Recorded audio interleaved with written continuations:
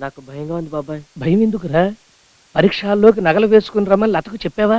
చెప్పాను, కానీ దాని తర్వాత ఏం చేయాలో చెప్పలేదే. ఆ తర్వాత చెప్పటాలు ఉండవు, చేయటాలే.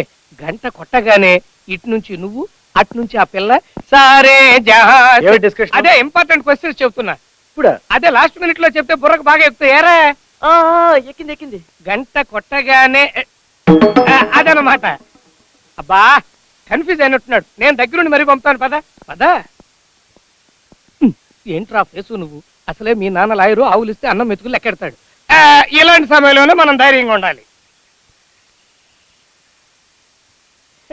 ఏంటన్నయ్య? నేను తీసుకెళ్ళి తీస్తానులే. రేయ్ గంట కొట్టగానే అది ఏమిటి నాయనా, ఇందాకటి నుంచి గంట కొట్టగానే అంటున్నావు? అది నువ్వు కొట్టే దేవుడు గంట కాదులే, అదో టైపు గంట. ఆహా, ఏదో ఒక గంటలే, ఆడు పాస్ అయితే చాలు. దాందే ఉంది బావగారు. వెళ్ళొస్తాను నాన్న, పరీక్షలకు వెళ్తున్నాను, ఆశీర్వదించు. పరీక్షకి వెళ్తూ ఇన్ని నగలు ఎందుకమ్మా? అవి వాళ్ళ అమ్మ నగలు బాబు. ఆ నగలు పెట్టుకుని పరీక్ష రాస్తే ఫస్ట్ క్లాస్ లో పాస్ అవుతానని దాని ఉద్దేశం. అంతట శ్రీకృష్ణుడు రుక్మిణి నెత్తుకుపోయిన విధం పెట్టినని నా అమ్మనా అబ్బా, శుభం అంటూ పరీక్షకి వెళ్తుంటే ఎత్తుకెళ్ళి పడాలేంటి? పురాణ సత్యాలు పురాతన ధర్మాలు నువ్వు ఆపమంటే ఆగేవు కావురా మస్తానరావు. అసలు నువ్వు ఎలా పుట్టావు? చాలే, ఇప్పుడు నా ఫ్లాష్ బ్యాక్ ఎందుకు కానీ నువ్వు పరీక్షలు బాగా రాసిరామ్మా. రామ్మ, వెళ్ళిరా. కోడల మీద ఎంత ప్రేమో. బాగా రాయి పరీక్షలు, గుర్తుంచుకో. గంట కొట్టగానే వస్తానమ్మా. జాగ్రత్త అమ్మా, ఉంటాను.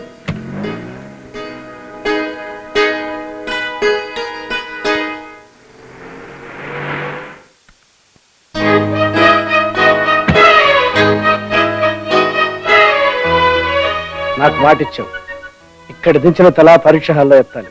ఏం చేయాలి? ఇక్కడ దించిన తల పరీక్ష హాల్లో ఎత్తాలి. పరీక్ష రాసిన తర్వాత కాలేజీలో దించిన తల ఇంటి దగ్గర ఎత్తాలి. ఏం చేయాలి? కాలేజీలో దించిన తల ఇంటి దగ్గర ఎత్తాలి.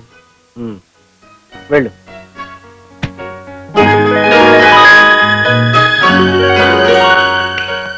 పరీక్ష రాసి కామ్గా వచ్చాయి. నేను ఇక్కడే ఉంటా. ఏం లాయరు, కొడుకు బాగా నీకు చెప్పావా? అద్దం వెళ్ళి రాయి మీద పెడితే ఏమవుతుంది? అర్థం బయలుపోతుంది కదా. నా కొడుకు రాయి, నీ మరదలు అద్దం. పగలకుండా చూసుకో. 10th క్లాస్ తప్ప నువ్వెందుకు రా లాయర్ జోలికి వెళ్ళావు?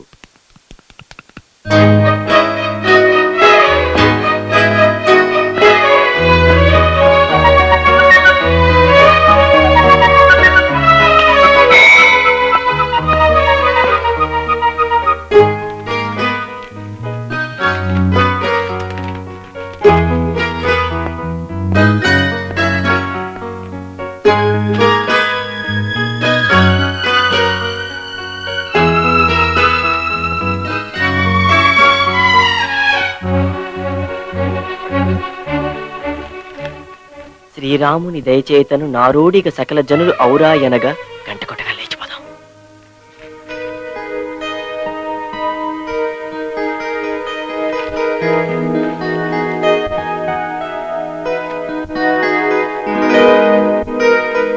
గంట కొట్టి గంట సేపైంది, నీది ఆలస్యం. ఇదేంటమ్మా ఎంటీ పేపర్ ఇచ్చి వెళ్తున్నావు? సెప్టెంబర్ లో రాస్తాను సార్.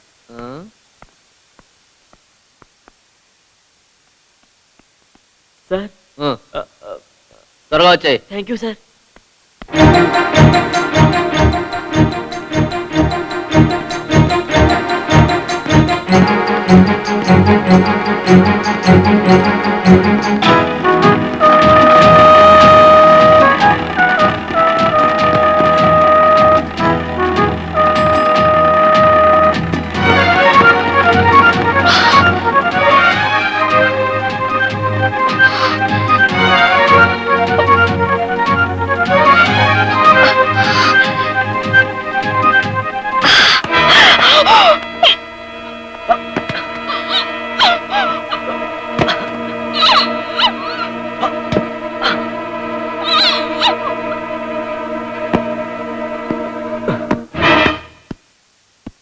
లత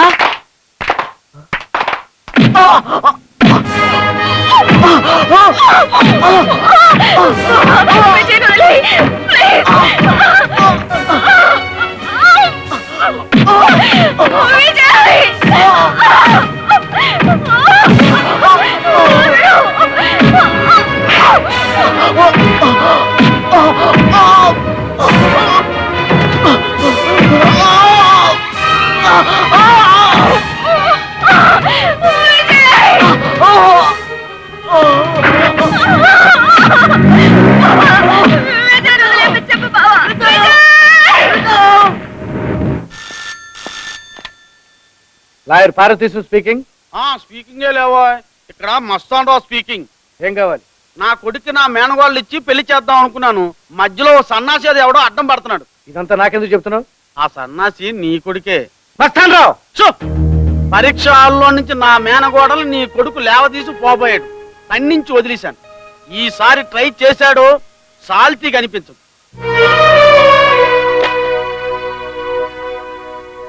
ఏమండి, ఏం జరిగిందండి? ఏం జరుగుతుందో చూడు. ఏమండి, వాడు చిన్నపిల్లాడండి, వాడిని ఏమనకండి.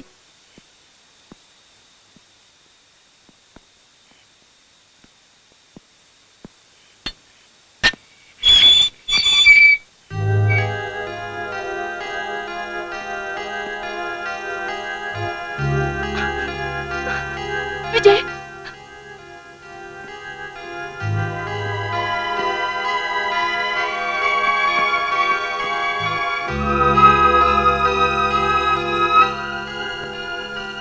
నేను చేసిన తప్పే.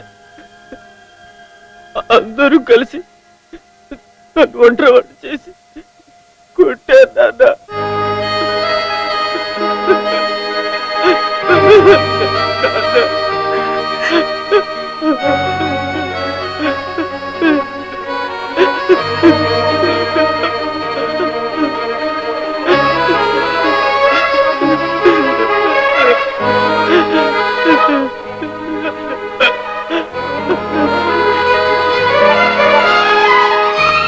ఒక రోజు వాడు పెళ్లి చేయించబోయి జైలుకి వెళ్ళావు.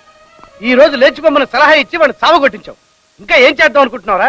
వాడి ప్రేమకు మంచి ఫినిషింగ్ ఇద్దాం అనుకుంటున్నాను. బుద్ధి లేకుండా మాట్లాడకు. బుద్ధుండబట్టే మాట్లాడుతున్నాను.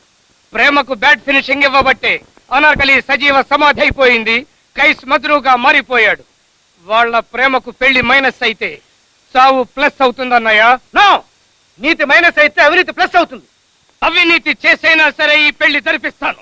ఈ పెళ్లి జరగకపోతే అమెరికా ఇండియా మీద బాంబేస్తుందా, పాకిస్తాన్ దండయాత్ర చేస్తుందా? పార్వతీశం కొడుకు చచ్చిపోతాడు. పరువు పోగొట్టే కొడుకు ఉన్నా ఒకటే, లేకపోయినా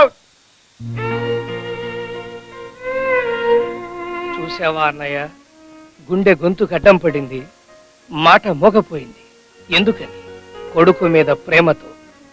నీ ప్రేమ కొడుతుంది, తిడుతుంది, కన్నీళ్లు పెడుతుంది. కానీ వాడి ప్రేమ పెళ్లి కావాలంటుంది, ఆశీర్వచనం అడుగుతుంది, గెలుపునే కోరుకుంటుంది. వాడి ప్రేమ గెలుపును కోరుకుంటే నా ఆత్మాభిమానం ఓటమిని అంగీకరించలేదురా. నా చెల్లెలి మెడలో తాళి కట్టమని కాళ్ళు పట్టుకు ప్రాధేయపడితే నిరాకరించి వెళ్లిపోయిన ఆ పశువు రక్తాన్ని పంచుకు పుట్టిన పిల్ల నా ఇంటి కోడలు కావటానికి వీలేదు.